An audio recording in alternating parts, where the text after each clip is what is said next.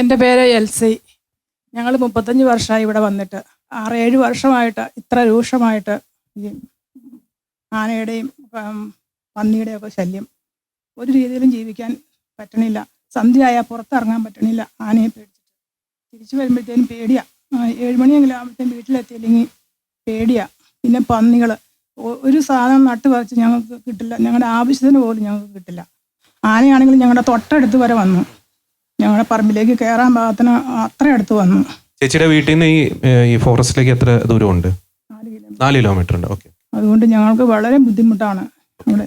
എൻ്റെ പേര് സുനി തോമസ്. ഞാൻ വനത്തിൻ്റെ 1 കിലോമീറ്റർ അല്ല 1/2 കിലോമീറ്റർ അടുത്തുള്ള വീട്ടിലാണ് താമസിക്കുന്നത്.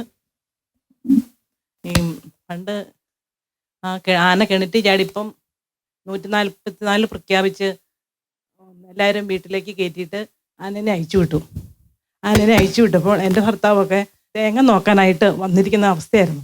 ആ അടുത്തോടെയൊക്കെ പോയായിരുന്നെങ്കിൽ ആളുടെ കഥ കഴിഞ്ഞു വന്നു. അതുപോലെ പന്നികളുടെയും ഒക്കെ ഒത്തിരി ശല്യം.